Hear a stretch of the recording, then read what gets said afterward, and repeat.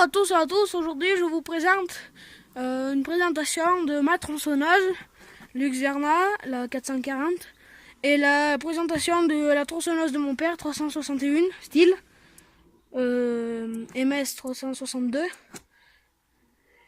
Donc je vous présente déjà la mienne, Luxerna. Voilà. Elle a un guide chaîne de 30 cm.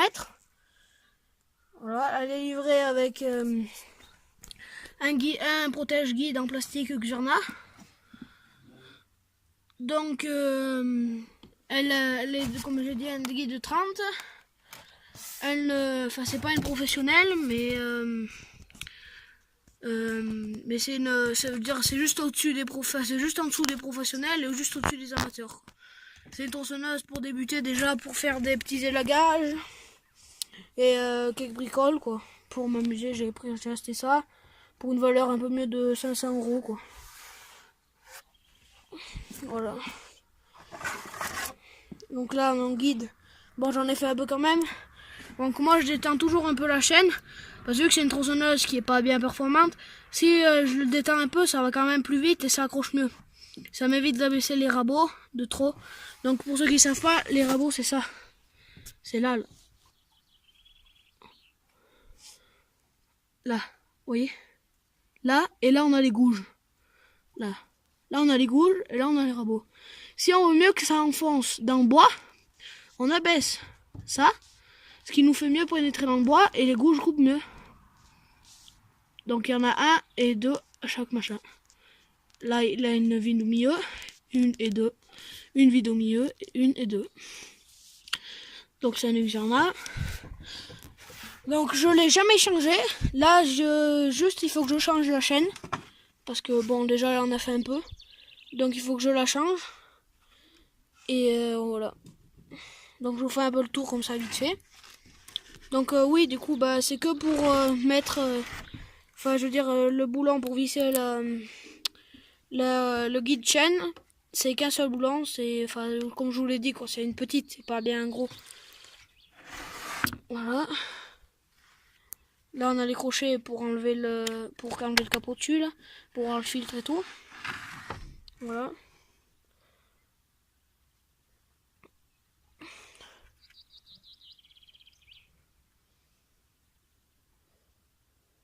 Elle est fabriquée quand même en Europe, c'est France.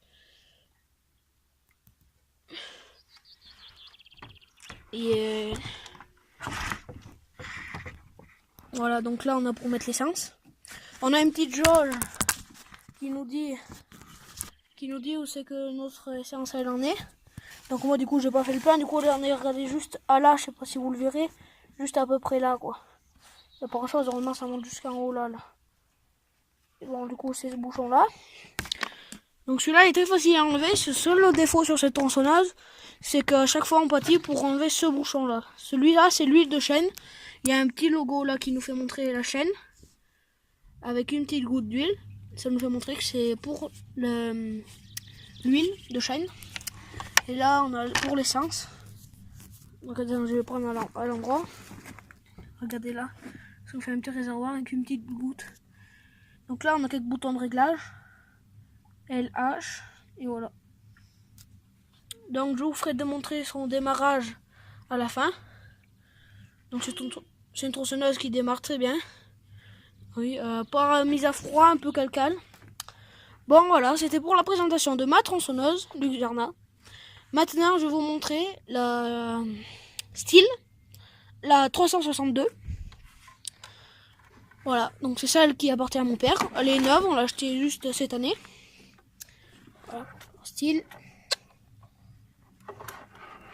D'une valeur à peu près de 1000 € elle était. Voilà. Elle a acheté chez établissements Chapuis. Il y en a qui vont connaître dans la vidéo. À Craponne-sur-Arzon. Donc pareil, de l'autre côté là, c'est pour mettre l'essence. Sauf que là, pour les styles, c'est un quart de tour. Ça veut dire qu'on tourne juste comme ça. Et là, on peut lever. On peut refermer. C'est juste un quart de tour. Attendez, je sais pas si vous allez le voir. Regardez. Vas-y Théo. Tac, on fait un quart de tour, on lève. On rebaisse. Tac, on referme, on baisse le machin. Tandis que sur les Xana, c'est plus complexe. Parce que c'est un dévissé. Et c'est pour ça. Et là, du coup, on dévisse. Voilà. Et c'est pour ça que là, du coup, j'y bourre un peu. Parce que chaque fois, c'est dur. Vu que c'est pas souvent qu'on ouvre les chaînes. On fait moins souvent que l'essence. Moi, je fais à peu près 2 pleins d'essence et un plein d'huile. Donc là aussi, pareil, c'est pour la consommation d'huile. Comme vous pouvez le voir, c'est le même logo. Regardez. Une chaîne avec une goutte. Et là aussi, c'est pareil. C'est une station, enfin une pompe, plus une goutte. Donc voilà. Regardez. Donc là, on a le frein de chaîne. Là, on tire le frein. Là, il y est. Là, on tire le frein. Il n'y est pas. Là, on pousse. Il y est. Donc voilà. Donc, c'est un guide de 50.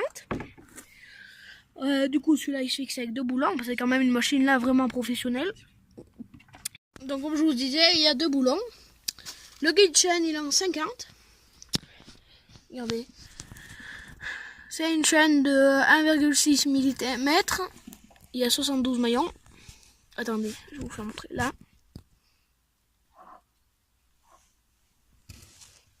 Du coup, voilà.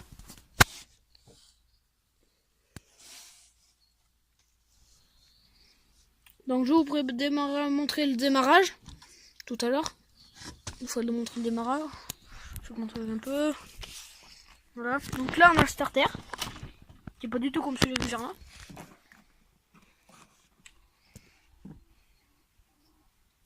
Voilà. Donc, je vais vous les laisser pour le démarrage. Donc, du coup, je vais faire montrer le démarrage. Donc, je me mets juste sur une palette. Voilà. Je la ferai juste tourner comme ça. Après, peut-être je vous ferai une vidéo quand on abattra quelques arbres avec mon père. Donc là c'est le starter. En haut, on a le starter. En bas, on a l'arrêt. En haut, on a le starter. Quand on appuie sur sur la gâchette, ça revient. Donc, regardez, je mets le starter. Faut tirer, lever. Quand on appuie là sur la gâchette, j'appuie. Là, déjà, ça, c'est une sécurité parce que sinon, regardez, on peut pas appuyer. Faut que j'appuie sur les deux en même temps. Vous avez vu, ça fait sauter. Regardez, je le refais. Je lève, j'appuie sur la gâchette. Donc ça me le remet au neutre. Donc pour démarrer, je mets le starter. Après là,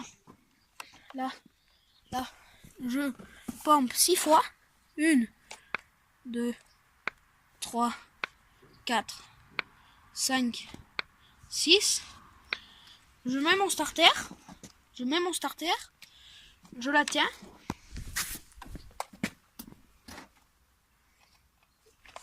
Voilà, je mets ça. Je la tiens. Je me mets un genou à terre. Je mets un pied là. Voilà. Je mets là. Je tire jusqu'à ce qu'elle pète. Ça veut dire qu'elle commence à démarrer. Là, vous voyez, elle a pété. Donc du coup, je relève mon starter. Je baisse mon starter. Je reprends et je retire.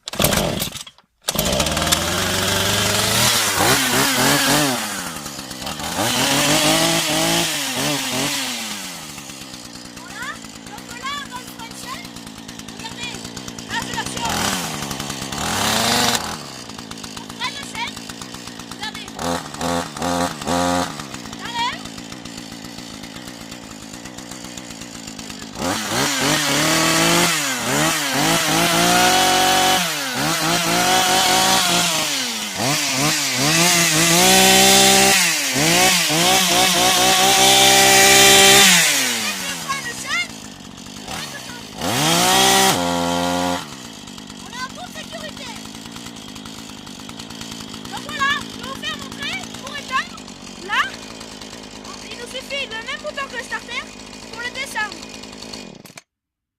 Et voilà.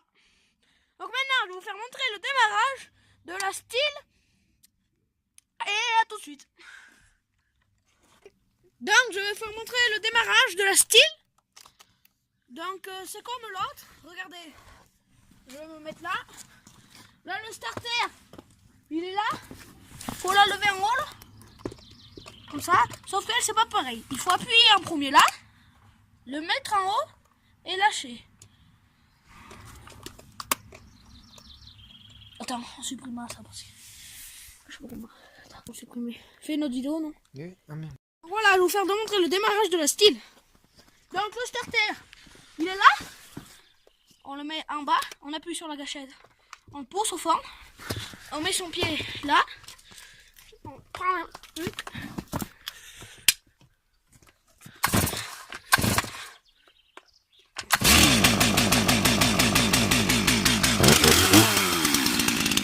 Comme vous pouvez le voir, c'est pas le même gabarit de tronçonneuse.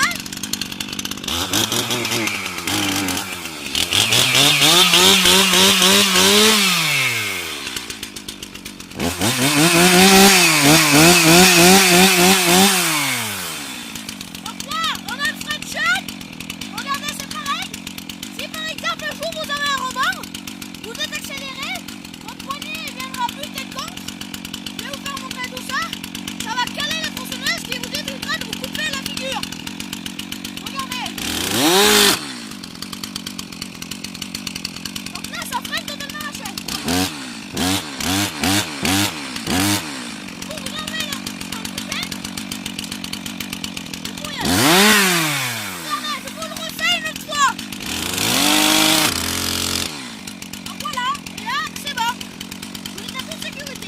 Allez, je vous fais un petit accéléré.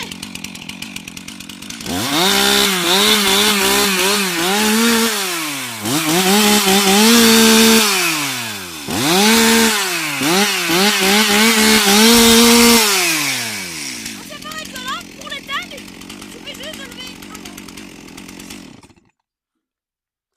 Et voilà, c'est la fin de cette vidéo pour cette présentation de ces deux tronçonneuses, la Stihl et Luxarna.